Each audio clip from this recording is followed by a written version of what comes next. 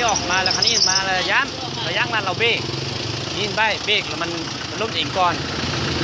เพราะว่าคันนี้ออกมามาดูบ้างเพื่อนคันรถใหญ่ออกคนมาแล้วคันรถน้อยรถจักรนี่เรามาเรายั้งเราเบรกเราล้ม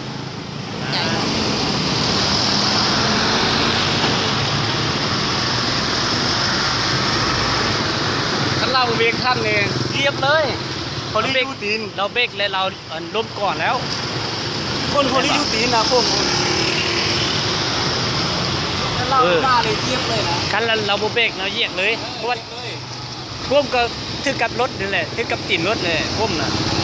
ก้มเราคำว่าเราเบรกเหยียบทุกคนเลยว่าอย่างนี้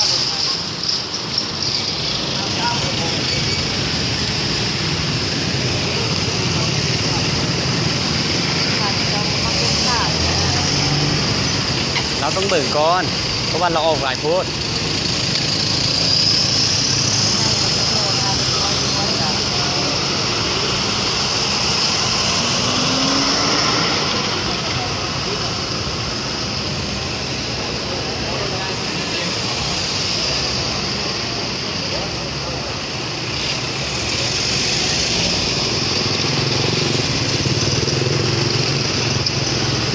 เราซีเรียลเราก็บอกอะไรเปิดสัญญาณบอกเปิดอย่าง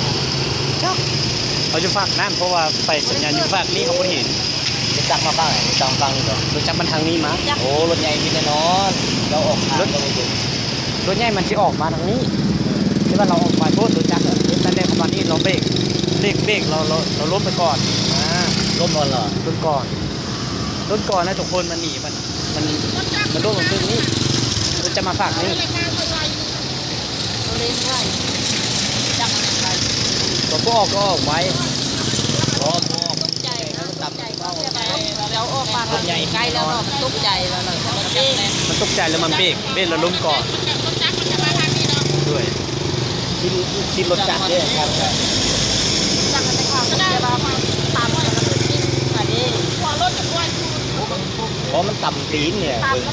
มันตั้มหัวก่อนนะมันล้มแล้วตัวคมมันล้มแบบนี้ตัวคมมันยุ่กระติ่มรถเลยเขาว่าตัวรถมาจอดเลยเหยียบเลยเกือบเหยียบเลยถ้ารถมาจอดเราเหยียบเลย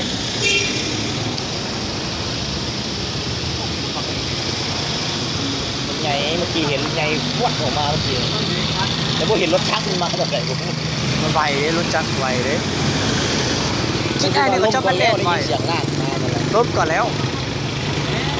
เบรกเด้แต่ว่ารถตัวนั้นมันเบรกไปยังทันเราจะมันด้วยถ้าต่ำอยู่รถใหญ่มันอาจจะ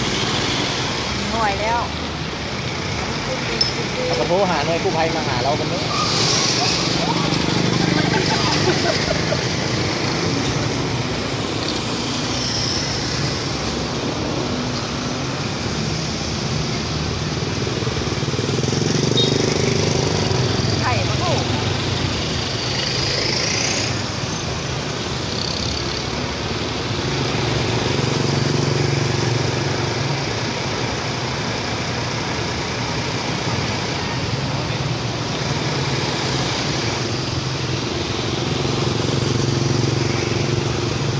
เอาย่านเวลาเราซีเรียลเราเบิ้งพูดก่อนเราไม่ได้เบิ้งที่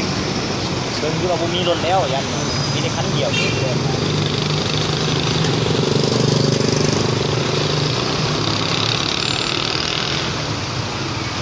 โอ้ยมันเลี้ยวบ่ได้อีก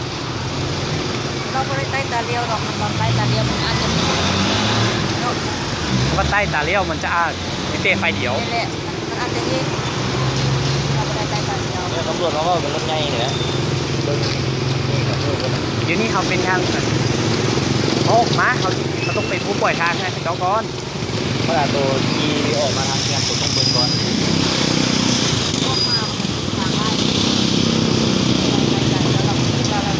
เอาไปเนาะ